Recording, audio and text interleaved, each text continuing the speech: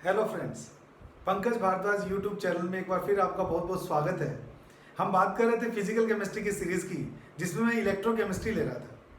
Electrochemistry का मेरे previous video मैंने अपलोड किया, जिसमें मैंने आपको क्वांटिटेटिव एस्पेक्ट ऑफ इलेक्ट्रोलाइसिस के बारे में बताया। मैंने आपको फेराडे लॉ के बारे में बताया कि किस तरह से किसी इलेक्ट्रोलाइसिस में किसी पर्टिकुलर इलेक्ट्रोड पर डिपॉजिटेड मेटल की amount W is equal to ZIT से दी जाती है, या W is equal to EIT upon 96500 से दी जाती है। मेरा पिछला वीडियो देखने के लिए ऊपर डिस्क्रिप्शन बॉक्स में आपको लिंक उसका मिल जाएगा। आज हम बहुत ही इंपॉर्टेंट चीज पढ़ने वाले हैं, that is qualitative aspect of electrolysis. Qualitative aspect of electrolysis बहुत इंपॉर्टेंट टॉपिक है, क्योंकि किसी भी इलेक्ट्रोलाइसिस में कैथोड और एनोड पर कौन कौन से सब्सटेंस मिलेंगे, इसको बताने के लिए हम इसका यूज करते हैं। तो आइए देखते हैं कि किसी पर्टिकुलर इलेक्ट्रोलाइसिस में किन रूल्स के अकॉर्डिंग हम पता लगाएंगे कि किस स्पीशीज का रिडक्शन होगा या किस स्पीशीज का ऑक्सीडेशन होगा। आइए देखते हैं।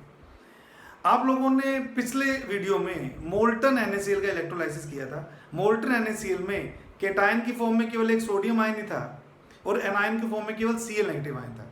तो नेचुरल सी बात है, कैथोड पर सोडियम आयन ही जाएगा रिड्यूस होने के लिए, और एनोड पर क्लोराइड आयन ही जाएगा ऑक्सीडाइज होने के लिए, क्योंकि उस इलेक्ट्रोलाइसिस में कोई और स्पीशीज ही नहीं थी, या एक तरह से कहूँ कोई कंपटीशन ही नहीं था।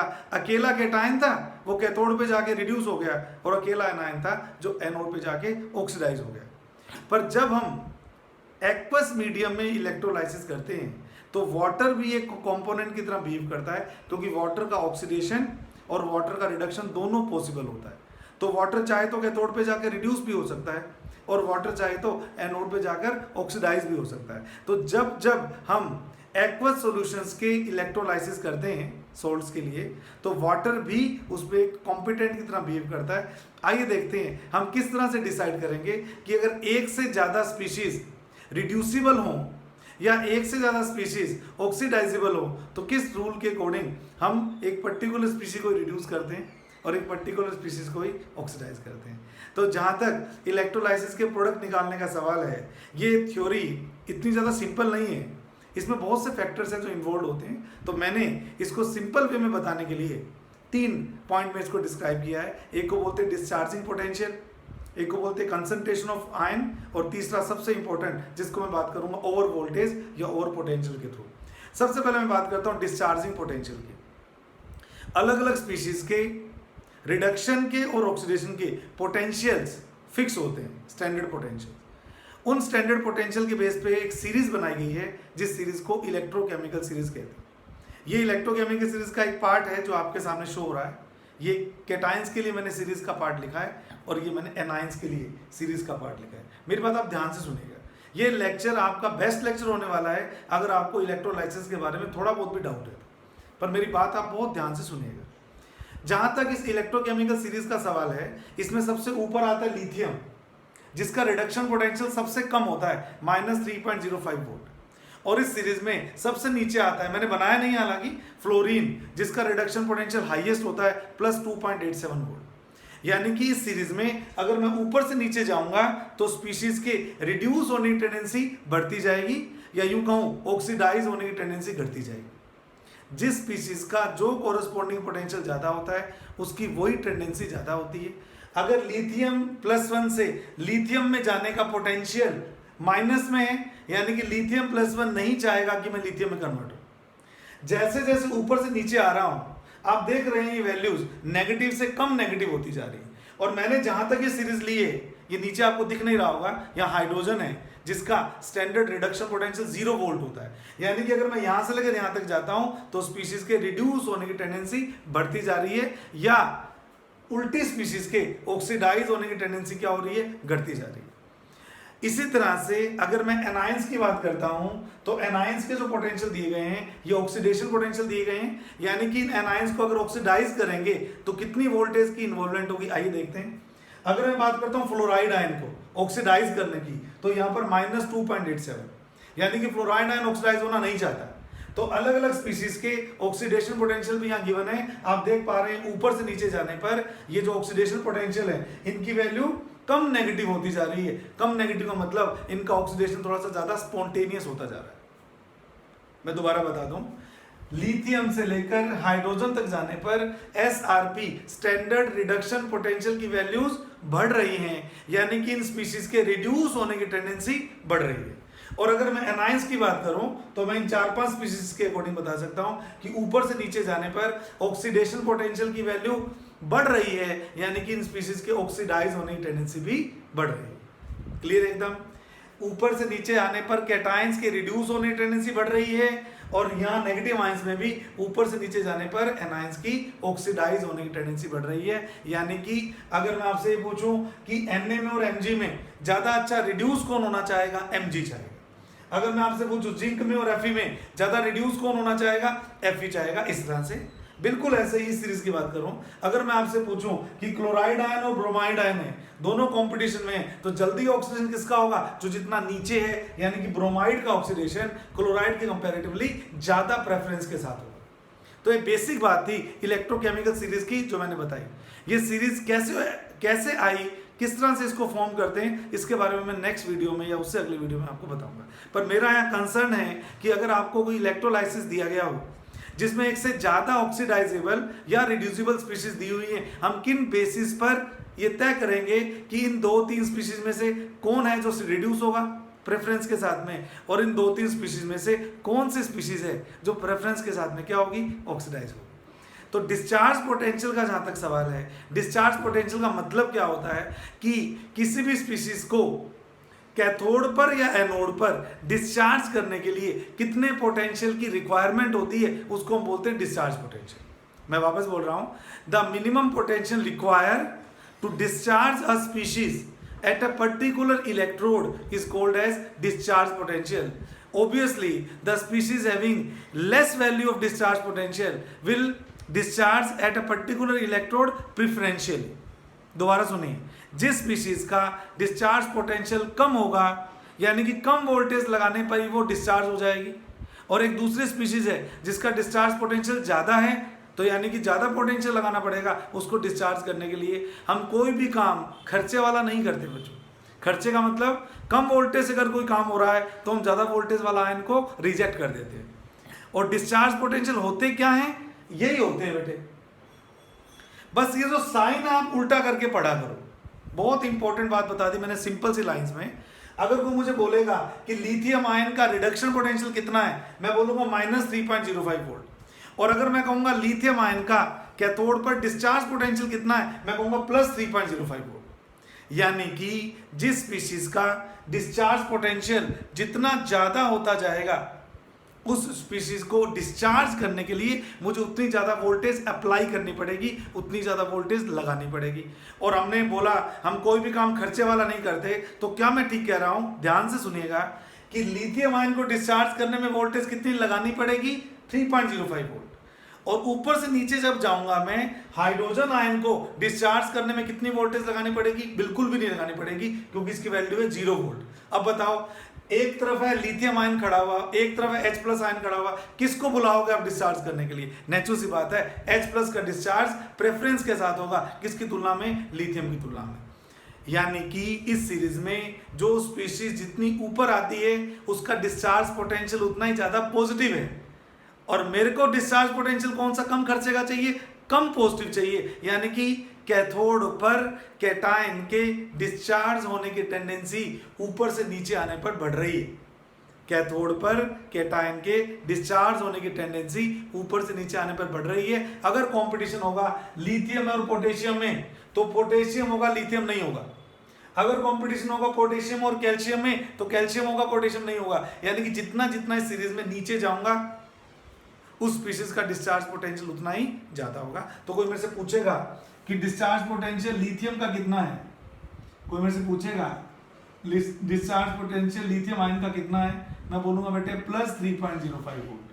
कोई मुझे कहेगा डिस्चार्ज पोटेंशियल सोडियम आयन, कोई मेरे से पूछेगा डिस्चार्ज पोटेंशियल Fe+2 आयन का कितना है, तो मैं बोलूंगा Fe+2 आयन का डिस्चार्ज पोटेंशियल है +0.44 वोल्ट। यानी कि जो प्रेफरेंस है इनके डिस्चार्ज होने की, अगर किसी सोल्यूशन में लिथियम और आयरन दोनों प्रेजेंट हो, तो आयरन का डिस्चार्ज होगा लिथियम की कंपैरेटिवली। कैथोड पर रिडक्शन होने का मतलब कैथोड पर कैटायन डिस्चार्ज होता है। और अगर आपके पास किसी सॉल्यूशन में एक से ज़्यादा कैटायंस हैं तो आप ये देखेंगे किस कैटायन का डिस्चार्ज पोटेंशियल कम है, यानी कि सीरीज में ऊपर से नीचे जाने पर डिस्चार्ज पोटेंशियल की वैल्यू क्या होती है बच्चों, कम होती है। और जितना कम डिस्चार्ज पोटेंशियल होगा उतना ही कम जोर आएगा मुझे उस स्पीशीज को कैथोड पे बुलाने के लिए। आप ऐसे मान लीजिए आप बार बार बैटरी की वोल्टेज बढ़ा सकते हैं। अब सपोज आपके पास कोई स्टेबलाइजर है या कुछ भी है, आप बैटरी की वोल्टेज बढ़ा सकते हैं। तो मैं क्या बोल रहा हूँ, आपने पहले वोल्टेज लगाई कितनी, 0.13 वोल्ट लगाई, तो लेड आयन जो होंगे सॉल्यूशन में वो फटाफट आएंगे और डिस्चार्ज हो जाएंगे। लेकिन उस 0.13 वोल्ट से लेड के ऊपर वाले डिस्चार्ज नहीं हो सकते। अब मैं वोल्टेज बढ़ाता जा रहा हूं तो पहले लेड होगा, फिर एसएन होगा, फिर निकल होगा, फिर ये होगा, यानी कि जो उनका प्रेफरेंस है वो किस बेस पे है, नीचे से ऊपर। ज्यादा डिस्चार्ज होने की टेंडेंसी नीचे वालों की है, और जैसे से नीचे से ऊपर जाऊंगा इनका कैथोड पर डिस्चार्ज होना कंपैरेटिवली मुश्किल होता जाएगा, क्योंकि इनके डिस्चार्ज के लिए जो पोटेंशियल चाहिए उसकी वैल्यू ज्यादा पॉजिटिव होती जाएगी। बिल्कुल ऐसे ही एनायन के केस में भी होता है। एनायन का डिस्चार्ज पोटेंशियल भी वही है। अगर कोई मुझे कहेगा फ्लोराइड को डिस्चार्ज करना है तो इसका डिस्चार्ज पोटेंशियल क्या है, प्लस 2.87 वोल्ट है।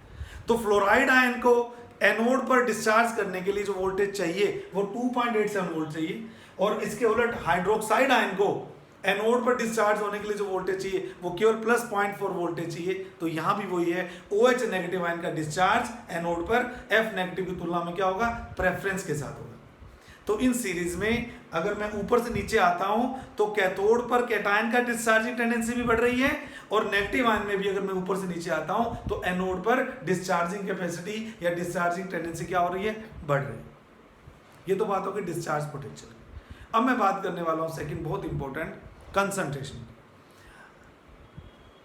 जहां तक ये क्लास अभी मैंने पढ़ाई है तब तक आपको मैं कंसंट्रेशन का इफेक्ट इतना से बता सकता हूं, क्योंकि आगे इसकी डेरिवेशन आएगी कि जिस आयन को भी डिस्चार्ज करना चाहते हो अगर उसकी कंसंट्रेशन ज़्यादा है तो फिर उस केस में उसका डिस्चार्ज पोटेंशियल कम हो जाता है। यानी कि ज़्यादा कंसंट्रेशन होने पर किसी कैटायन या एनायन का डिस्चार्ज पहले की कंपैरेटिवली इजी हो जाता है। एग्जांपल दूं, मान लीजिए आपके पास कॉम्पिटिशन है जिंक आयन का और Fe+2 आयन का। मेरी बात बहुत ध्यान से सुनिएगा प्लीज आप लोग। तो अगर मैं कहूं प्रेफरेंस से डिस्चार्ज कौन होता है, आप कहोगे जिंक, Fe होता है जिंक की कंपैरेटिवली।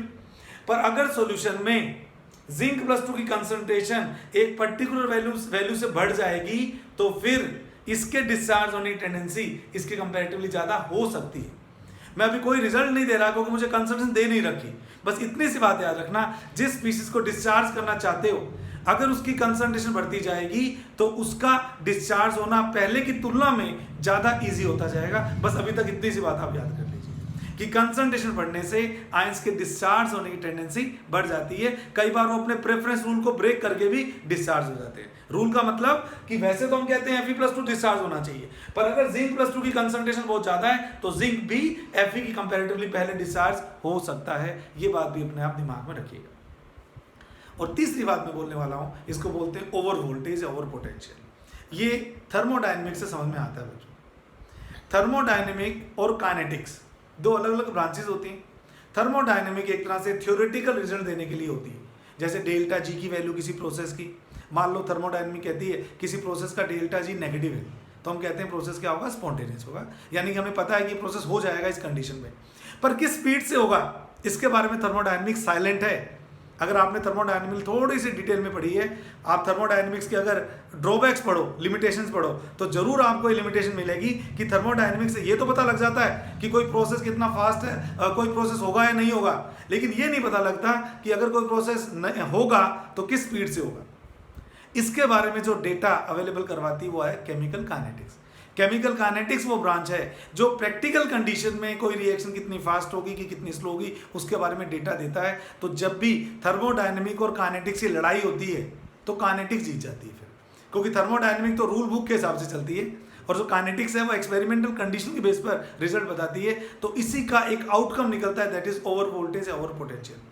ये भी अभी आपको डिटेल में मैं नहीं बताऊंगा, केवल इसका मैं एक क्लू दे रहा हूं आपको। ओवर वोल्टेज का मतलब ये है, बिल्कुल सिंपल लैंग्वेज में, कि किसी स्पीशीज के डिस्चार्ज होने में जितनी वोल्टेज चाहिए, ये वोल्टेज आपको दिख रही है, प्रैक्टिकल कंडीशन में अगर उससे ज्यादा वोल्टेज लग रही है तो जो एक्स्ट्रा वोल्टेज आपको लगानी पड़ रही है बेटा, उस एक्स्ट्रा वोल्टेज को बोलते हैं हम ओवर वोल्टेज। दोबारा सुनिए, किसी आयन के डिस्चार्ज होने के लिए जितनी वोल्टेज थ्योरेटिकली या थर्मोडायनेमिकली चाहिए, ये जो वैल्यूज आई ना बेटा वोल्टेज की, थर्मोडायनेमिक्स आई है, तो किसी आयन को किसी पर्टिकुलर इलेक्ट्रोड पर डिस्चार्ज होने के लिए जितनी वोल्टेज थर्मोडायनेमिक्स के हिसाब से चाहिए, प्रैक्टिकल कंडीशन में उससे ज़्यादा वोल्टेज की कई बार जरूरत पड़ती है। तो जितने ज़्यादा वोल्टेज को लगाने से वो पर्टिकुलर आयन वहाँ जाकर डिस्चार्ज होगा, उस एक्स्ट्रा वोल्टेज को हम बोलते हैं ओवर वोल्टेज। ओवर वोल्टेज को जब मैं क्लास में पढ़ाता हूँ तो कहता हूँ, जैसे कई बार गवर्नमेंट डिपार्टमेंट में हम कई बार सुनते हैं कि कहीं ब्राइब देनी पड़ती है कि गवर्नमेंट के रेट तो ये हैं, अगर आपको काम जल्दी करवाना है, फास्ट करवाना है तो इतने रुपए एक्स्ट्रा लगाने पड़ेंगे, अदरवाइज कोई नहीं ले। इस बात को समझाने के लिए है। तो इसका मतलब वो जो एक्स्ट्रा रुपए देने पड़े ब्राइब के, उस ब्राइबिंग अमाउंट को मैं बोलता हूँ over voltage. Over voltage is the extra voltage which has to supplied to particular electrolysis in order to neutralise or in order to discharge a compound or ion at a particular electrode. जितनी extra voltage की जरूरत पड़ती है उसको बोलते हैं over voltage. एक example मैं जरूर दूंगा आपको। वाटर के ऑक्सीडेशन से O2 गैस बनती है। वाटर का जो ऑक्सीडेशन पोटेंशियल है वो है -1.23 वोल्ट। इसका मतलब ये हुआ, अगर मैं 1.23 वोल्ट वोल्टेज लगा दूंगा तो वाटर से O2 गैस निकलनी चाहिए। ये इसकी इक्वेशन होती है। अगर मैं वाटर को ऑक्सीडाइज करना चाहता हूं, अगर मैं वाटर को ऑक्सीडाइज करना चाहता हूं तो बच्चों ये इसकी इक्वेशन होती है। और इसके लिए जो रिक्वायर्ड ऑक्सीडेशन पोटेंशियल चाहिए होता है वो चाहिए -1.23 वोल्ट। इसका मतलब सिंपल लैंग्वेज में अगर मैं बोलूं कि अगर आप वाटर को एनोड पर, आप जानते हो एनोड पे ही ऑक्सीडेशन होता है, अगर आप वाटर को एनोड पर जाके ऑक्सीडाइज करवाना चाहते हो और O2 गैस रिलीज करना चाहते हो तो लगता तो ये है कि इतनी वोल्टेज से काम चल जाएगा। तो मैं ताम झाम लेके पहुंचा लेबोरेटरी के अंदर, मैंने कहा लगाओ भाई 1.23 वोल्ट। जब 1.23 वोल्ट लगाया तो वाटर का इलेक्ट्रोलाइसिस नहीं शुरू हुआ, O2 गैस का बनना शुरू नहीं हुआ, कोई बबल नहीं बन रहे वहाँ पर। एक्सपेरिमेंट कर रहा हूँ, कोई भी गैस ऐसी नहीं निकल रही जो O2 है। तो फिर हम क्या कहते हैं, भाई अगर काम नहीं हो रहा तो थोड़े और पैसे दो भाई। हम कहते थोड़ी और वोल्टेज बढ़ाओ, थोड़ी और वोल्टेज बढ़ाई तब भी नहीं निकली O2, और वोल्टेज बढ़ाई तब भी नहीं निकली। तो बढ़ाते बढ़ाते बढ़ाते जब ये वोल्टेज लगभग 1.48 वोल्ट 1.48 वोल्ट की गई, यानी कि लगभग 0.25 वोल्ट एक्स्ट्रा दी गई, तब जाके O2 के बबल्स निकलने लगे। इसका मतलब O2 गैस को प्लेटिनम इलेक्ट्रोड पर, ये सारे पीटी इलेक्ट्रोड के लिए डेटा है, O2 गैस को पीटी इलेक्ट्रोड पर रिलीज करने के लिए एक्स्ट्रा वोल्टेज जो देनी पड़ती है उस वोल्टेज को हम बोलते हैं ओवर वोल्टेज या ओवर पोटेंशियल। हर गैस का हर इलेक्ट्रोड पर कुछ ना कुछ ओवर वोल्टेज होता है, पर जहां जहां ओवर वोल्टेज रिजल्ट को चेंज कर देती है, जैसे कि मैं NaCl का केस पढ़ाऊंगा अभी आपको, तो वहां इसकी बड़ी इंपॉर्टेंस है। वैसे जनरली ओवर वोल्टेज का ज्यादा कोई रोल इलेक्ट्रोकेमिस्ट्री में नहीं होता। तो मैंने क्या बताया, थोड़ी समराइज कर दूं बातों को। मैंने बोला कि अगर इलेक्ट्रोलाइसिस करवा रहे हैं आप किसी पर्टिकुलर सॉल्यूशन का और उसमें एक से ज़्यादा ऑक्सीडाइजेबल आयंस हैं या एक से ज़्यादा रिड्यूसिबल आयंस है, तो कैथोड पर किसी एक आयन का ही प्रेफरेंस के साथ रिडक्शन होगा, एनोड पर किसी एक आयन का ही प्रेफरेंस के साथ ऑक्सीडेशन होगा। किसका होगा, उसके लिए सबसे पहला पॉइंट मैंने बोला डिस्चार्ज पोटेंशियल। जिस कैटायन का डिस्चार्ज पोटेंशियल जितना कम लगेगा वो उतनी जल्दी जाके वहाँ डिस्चार्ज होगा। जिस एनायन का डिस्चार्ज पोटेंशियल जितना कम लगेगा वो उतना ही जल्दी जाके वहाँ डिस्चार्ज होगा। ये जो वैल्यूज हैं रिडक्शन पोटेंशियल की वैल्यूज हैं, ये जो वैल्यूज हैं ऑक्सीडेशन पोटेंशियल की वैल्यूज हैं। ऊपर से नीचे आने पर रिडक्शन पोटेंशियल की वैल्यू क्या हो रही, बढ़ रही है, यानी कि स्पीशीज के रिड्यूस होने की टेंडेंसी बढ़ रही है। और अगर मेरे को कैथोड पे उसको रिड्यूस करना है तो ऊपर से नीचे जाने पर कैथोड पे रिड्यूस होने की टेंडेंसी बढ़ेगी। चाहे तो ऐसे देख लो, चाहे डिस्चार्ज पोटेंशियल से देख लो। अगर मैं आपसे पूछूं लिथियम आयन को डिस्चार्ज करने के लिए कितनी वोल्टेज चाहिए, इसका प्लस वर्जन कर दो, +3 वोल्ट चाहिए, 3.05। H+ को डिस्चार्ज करने के लिए कितनी वोल्टेज चाहिए, 0 वोल्ट चाहिए। तो नेचुरल सी बात है वही काम करोगे जहाँ खर्चा नहीं लगे। ये 0 वोल्ट पे ही हो रहा है, वो 3 वोल्ट मांग रहा है, तो ऊपर से नीचे जाने पर इस सीरीज में डिस्चार्ज कैटायन की टेंडेंसी बढ़ती है और एनायंस की भी इसी तरह से डिस्चार्ज की टेंडेंसी बढ़ती है।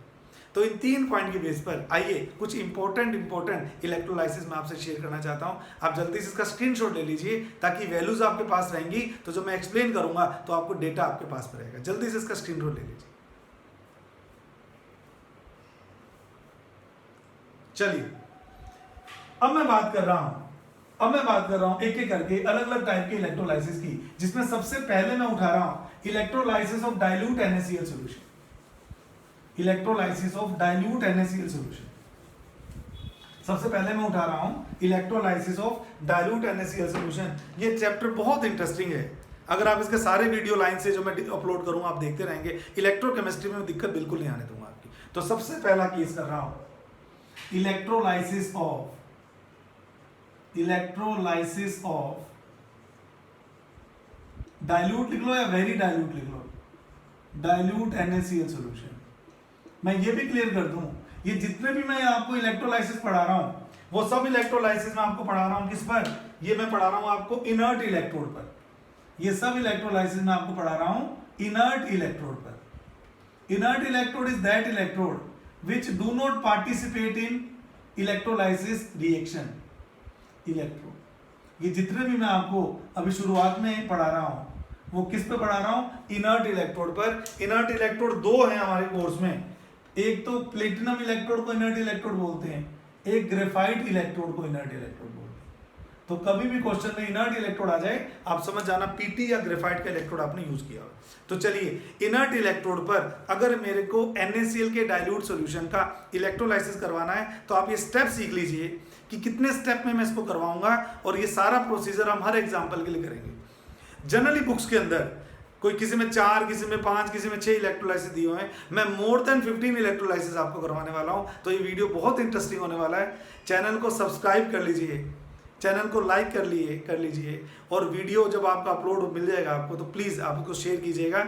यही थोड़ा बहुत मोटिवेशन है जो हमें मिलता है। ऊपर डिस्क्रिप्शन बॉक्स में आपको पुराने सब वीडियो के लिंक मिलते जाएंगे, और जब ये वीडियो कंप्लीट होगा तो एंड स्क्रीन जब आएगी आपकी तो वहां पर भी आपको काफ़ी लिंक मिलेंगे। तो आप उसको देखकर कोई भी वीडियो जो आपको देखना हो, ऑर्गेनिक केमिस्ट्री का, फिजिकल केमिस्ट्री का, इनऑर्गेनिक केमिस्ट्री का, आप क्लिक करके उसको देख सकते हैं। तो मैं रेगुलर बेसिस पर ये वीडियो अपलोड कर रहा हूँ, आप लोग इसको जरूर देखिए और मेरे कॉन्टैक्ट में रहिए। तो सबसे पहले मैं बात करना चाहता हूँ इलेक्ट्रोलाइसिस ऑफ NaCl सॉल्यूशन की, डाइल्यूट की। तो सबसे पहले हम क्या किया करते हैं, हम कहते हैं स्पीशीज इन्वॉल्व। बहुत तरीके से हम करने वाले हैं ताकि कोई डाउट आपके नहीं रहे। अगर NaCl का सोल्यूशन है तो कौन कौन सी स्पीशीज है मेरे पास, सोडियम आयन है, क्लोराइड आयन है और वाटर है। एक्वस सोल्यूशन में वाटर भी एक कंटेंडर होता है, क्योंकि वाटर का रिडक्शन भी होता है और वाटर का ऑक्सीडेशन भी होता है। तो जहां तक कंपटीशन का सवाल है तो 3 का कंपटीशन है। सबसे पहले मैं बात करूंगा कैथोड पर होने वाली रिएक्शंस की। कैथोड पर कैटायन भी जाता है, सोडियम आयन जाएगा, रिड्यूस होगा सोडियम की फॉर्म में, या कंपटीशन में वाटर भी है, क्योंकि वाटर की भी रिडक्शन की टेंडेंसी होती है बच्चों। ये वाटर की इक्वेशन लिख दी मैं। जहां तक इसके रिडक्शन पोटेंशियल का सवाल है, मैंने अभी आपको लिख के दिया हुआ ही था, वही वैल्यू पुट कर रहा हूं। इसका रिडक्शन पोटेंशियल होता है -2.7 वोल्ट। ऐसे ही वाटर का रिडक्शन पोटेंशियल होता है -0.83 वोल्ट। क्या नेगेटिव आयन जाएगा कि कैथोड पर? नहीं, नेगेटिव आयन कैथोड पर मूव नहीं कर सकता। तो आप क्या करेंगे, ये कह रहा है कि सोडियम को रिड्यूस करने में इतनी वोल्टेज लगेगी और वाटर को रिड्यूस करने में कितनी वोल्टेज लगेगी। अब इसको आप दो तरह से देख सकते हैं। जिस स्पीशीज का रिडक्शन पोटेंशियल जितना ज्यादा होगा वो प्रेफरेंस के साथ जाके रिड्यूस हो जाएगा। अगर मैं कहूं आपको कि सोडियम की बात करता हूं, E0 सोडियम आयन, कौन सा पोटेंशियल बेटे, रिडक्शन पोटेंशियल कितना है, -3.05 वोल्ट। आपके कॉन्सेप्ट एकदम क्लियर होने चाहिए। तो अगर कोई मेरे से पूछेगा E0 सोडियम आयन का डिस्चार्ज पोटेंशियल, बोलिए क्या होगा। मैंने बोला डिस्चार्ज पोटेंशियल इसका पॉजिटिव वर्जन होता है, तो डिस्चार्ज पोटेंशियल कितना होगा, सॉरी 2.7 है, डिस्चार्ज पोटेंशियल कितना होगा, +2.7 वोल्ट। इन दोनों से एक ही रिजल्ट आएगा। बहुत ध्यान से मेरी बात सुनिएगा। अगर सोडियम आयन के रिडक्शन में इतनी वोल्टेज लगानी पड़ती है और वाटर के रिडक्शन में इतनी वोल्टेज लगानी पड़ती है, तो ज्यादा वोल्टेज किस में लगानी पड़ी, सोडियम में, और कम वोल्टेज किस में लगानी पड़ी, वाटर में। तो जहां कम वोल्टेज लगानी पड़ेगी उसको तो मैं टिक करूंगा, और जहां ज्यादा वोल्टेज लगानी पड़ेगी उसको मैं क्रॉस करूंगा। तो एसआरपी वैल्यू के बेस पे बोलोगे तो स्टैंडर्ड रिडक्शन पोटेंशियल को बोलते हैं एसआरपी। तो एसआरपी वैल्यू के बेस पे बोलोगे तो क्या रूल है, रूल ये है, जिस स्पीशीज का स्टैंडर्ड रिडक्शन पोटेंशियल जितना ज्यादा होगा उसकी कैथोड पर रिड्यूस होने की टेंडेंसी उतनी ही ज्यादा होगी। तो क्या मैं ठीक कह रहा हूं, इन दोनों में से ज्यादा बड़ी वैल्यू कौन सी है, ये वाली। इसलिए सोडियम के कंपैरेटिवली वाटर का रिडक्शन होगा। या तो ऐसे सीख लो, या डिस्चार्ज पोटेंशियल सीख लो। अगर सोडियम का रिडक्शन पोटेंशियल -2.71 है तो इसको डिस्चार्ज करने में वोल्टेज लगानी कितनी पड़ेगी? 2.71 वोल्ट लगानी पड़ेगी।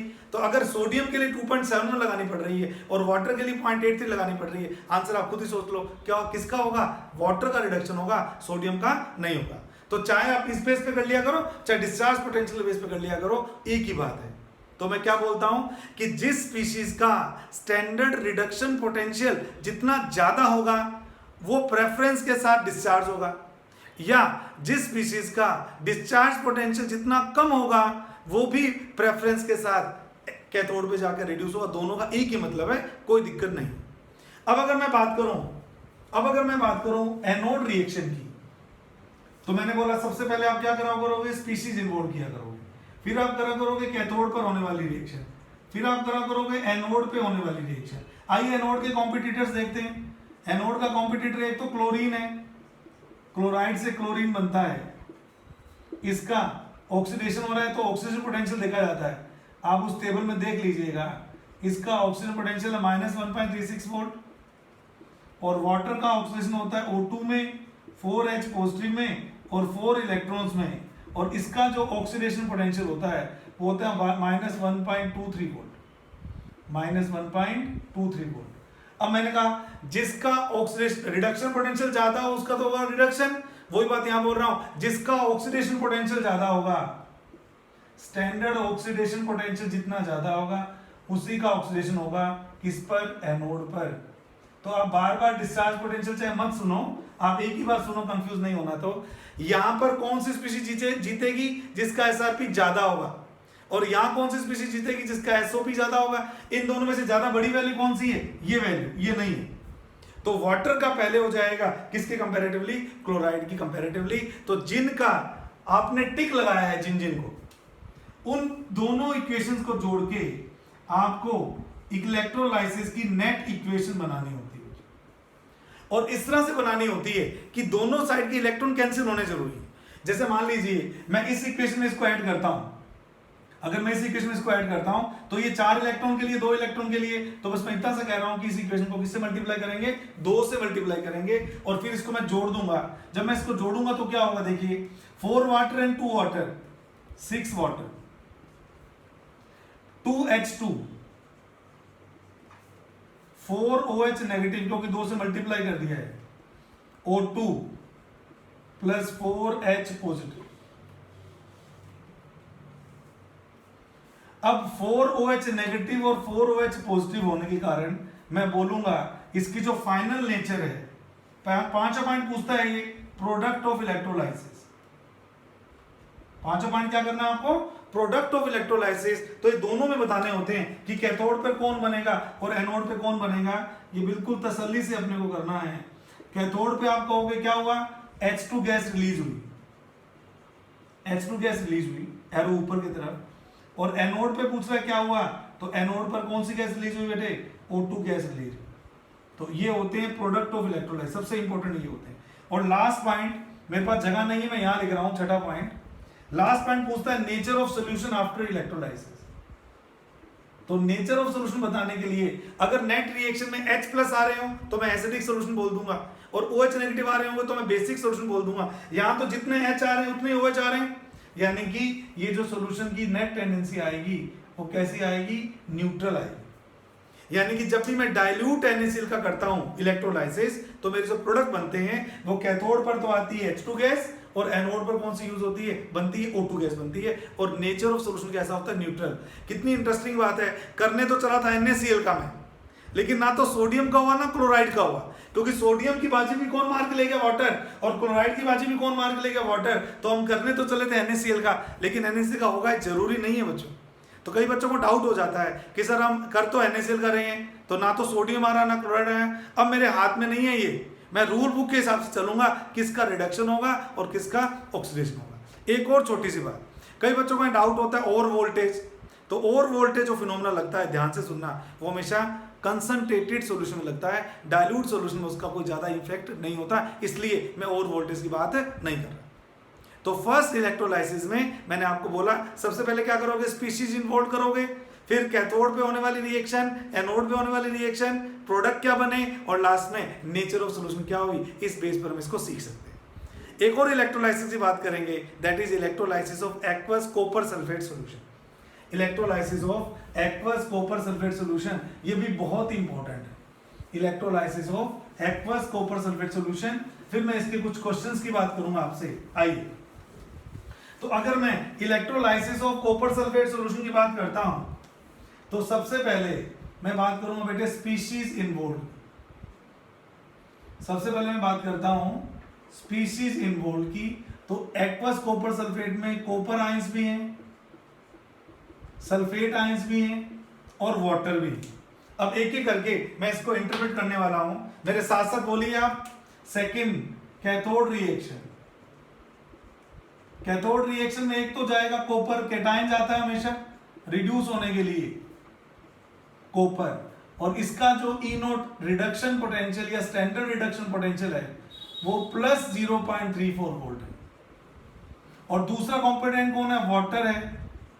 वाटर का रिडक्शन पोटेंशियल इतनी बार आएगा कि आपको याद हो जाएगी equation, H2 + 2OH negative E note reduction potential minus 0.83 volt, पिछली बार की तरह। तो अब मेरे को बताना थोड़ी है कि ये वैल्यू ज्यादा है इस वैल्यू से, एसआर में जिसकी ज्यादा होगा वो जीत जाएगा, तो कॉपर का रिडक्शन होगा और वाटर का नहीं होगा। उसी तरह से अगर मेरे से कोई इसकी एनोड रिएक्शन पूछता है तो एनोड के कंपटीशन में कौन है, एक तो सल्फेट है। सल्फेट का ऑक्सीडेशन होता है S2O8 -2 में, और इसकी जो वोल्टेज दी गई है ऑक्सीडेशन पोटेंशियल की वो -1.96 वोल्ट दी गई है। और जहां तक वाटर का सवाल है, वाटर का ऑक्सीडेशन भी आपको इतनी बार लिखूंगा कि आपको याद हो जाएगा। ई नोट ऑक्स, ये वैल्यू है कितनी, 1-1.23 वोल्ट। यानी कि इन दोनों में से बड़ी वैल्यू कौन सी है, इन दोनों में बड़ी वैल्यू वाटर की है, ये नहीं। तो जिनके आगे भी टिक लगेगा दोनों साइड में, उन इक्वेशन को इस तरह से जोड़ूंगा कि नेट इलेक्ट्रॉन से इलेक्ट्रॉन क्या हो जाए, कैंसिल हो जाए। एक छोटी सी बात और मुझे याद आ गई इसमें, आप लोग ध्यान से सुनिएगा, बहुत इंपॉर्टेंट पॉइंट है, बहुत से बच्चों को नहीं पता होता। सल्फर अपनी हाईएस्ट स्टेट में है +6 में। सल्फर की हाईएस्ट स्टेट +6 ही होती है, तो 6 से आगे ऑक्सीडाइज कैसे होगी, हो ही नहीं सकती। तो कई बच्चों को डाउट हो जाता है कि सर यहां पे भी +6 में है, और ये जो आयन है आपका S2O8 -2, इसमें भी सल्फर की स्टेट क्या होती है बेटा, +6 होती है। तो बच्चों को डाउट होता है सर +6 से +6 तो आप कैसे कह रहे हो ऑक्सीडाइज हो रहा है। तो बहुत इंपॉर्टेंट पॉइंट यहां डिस्कस कर रहा हूं, यहां ऑक्सीडेशन सल्फर का नहीं होता बेटे, यहां ऑक्सीजन किसका होता है, ऑक्सीजन का होता है। आप कहोगे कैसे, थोड़ा सा बता देता हूं आपको, थोड़ा मजा आएगा। सल्फेट में ऑक्सीजन किस फॉर्म में, वो -2 में है, लेकिन आपको अगर स्ट्रक्चर आती है इसकी पर सल्फेट आयन की तो मजा आ जाएगा। ये इसकी स्ट्रक्चर होती है बेटे, ये इसकी स्ट्रक्चर होती है। और शायद आपने पढ़ा हो, पक्का याद आएगा आपको, जब जब आपके पास किसी स्पीशीज में पर ऑक्सी वाला बॉन्ड होता है, पर ऑक्सी लिंकेज, तो उसकी अब म्यूचुअल जो स्टेट आती है एक दूसरे के रिस्पेक्ट में 0 आती है। तो यहां पर इस बॉन्ड के कारण -1, इस बॉन्ड के कारण इसको -1, सल्फर को +1, यानी कि यहां पर ऑक्सीजन की स्टेट कितनी है, -1 है। तो -2 से ऑक्सीजन अगर -1 में होगा तो क्या ये ऑक्सीडेशन नहीं हो रहा क्या ऑक्सीजन का, यस। यानी कि सल्फेट की जो इक्वेशन है उसमें जो ऑक्सीडेशन होता है वो सल्फर का नहीं होता, जनरली तो सेंट्रल एटम का ही होता है। इस केस में सल्फर का ऑक्सीजन नहीं होता, ऑक्सीजन का होता है, क्योंकि ऑक्सीजन लेफ्ट साइड में तो ऑक्साइड आयन की फॉर्म में है और राइट साइड में परऑक्साइड की फॉर्म में, इसलिए याद रखिएगा ये जो इलेक्ट्रॉन आते हैं ये ऑक्सीजन देता है, सल्फर नहीं देता। तो इस बेस पर अगर मैं इन दोनों इक्वेशन को लिखता हूं और इनको ऐड करता हूं तो मेरा काम हो जाएगा। 4th पॉइंट में मैं नेट इक्वेशन लिखने वाला हूं। तो नेट इक्वेशन ऐसे लिखनी है कि इलेक्ट्रॉन कैंसिल हो जाए। बेटे यहां तो 4 इलेक्ट्रॉन है और यहां 2 इलेक्ट्रॉन है, तो 2 इलेक्ट्रॉन वालों को मैं 2 से मल्टीप्लाई करूंगा, तो 2 copper +2 plus 2 water, 2 copper plus O2 plus 4H positive. तो ये जो आपकी नेट इक्वेशन आएगी, याद रखना अगर आप सही कर रहे हो तो इक्वेशन बैलेंस आएगी ऑटोमेटिकली। यहां पर भी +4 का चार्ज है और यहाँ पर भी +4 का चार्ज है। यहाँ भी 2 कॉपर है, यहाँ भी 2 कॉपर है, यहाँ भी 2 ऑक्सीजन है, यहाँ भी 2 ऑक्सीजन है, यहाँ भी 4 हाइड्रोजन है और यहाँ भी 4 हाइड्रोजन है। यस, ये ओके इक्वेशन है, कोई दिक्कत नहीं है। और लास्ट में आपको कहा जाता है कि प्रोडक्ट लिख दो इलेक्ट्रोलाइसिस के, तो कैथोड पर कौन सी मेटल डिपॉजिट हो रही है, कॉपर, और एनोड पर कौन सी गैस रिलीज हो रही है, O2। और last point, nature of solution after electrolysis बताना क्या है, एसिडिक है, क्योंकि इसमें H+ रिलीज हो रहा है। तो इस तरह से हम ना केवल अलग अलग स्पीशीज के रिडक्शन पोटेंशियल और ऑक्सीडेशन पोटेंशियल के बेस पर डिसाइड करेंगे कैथोड पर किसका रिडक्शन होगा, एनोड पर किसका ऑक्सीडेशन होगा, और इस बेस पर हम प्रोडक्ट ऑफ इलेक्ट्रोलाइसिस निकालते हैं। अगले वीडियो में मैं आपको और इंपॉर्टेंट इलेक्ट्रोलाइसिस कराऊंगा और वोल्टेज की डिपेंडेंस और कंसंट्रेशन की डिपेंडेंस नस्ट इक्वेशन के थ्रू आपको बताऊंगा। आपने इस वीडियो को पूरा देखा, इसका आपका तहे दिल से शुक्रिया, बहुत बहुत धन्यवाद, थैंक यू सो मच। आप जिन्होंने चैनल सब्सक्राइब नहीं किया, प्लीज आप यहाँ पर मेरी सब्सक्रिप्शन का आएगा एक लोगो, आप उसको क्लिक करेंगे तो चैनल सब्सक्राइब होगा। आप चैनल को सब्सक्राइब करें, वीडियो को जरूर लाइक करें और ज़्यादा से ज़्यादा नंबर में शेयर करें, और मेरे को थम्स अप की सख्त जरूरत है। Thank you so much.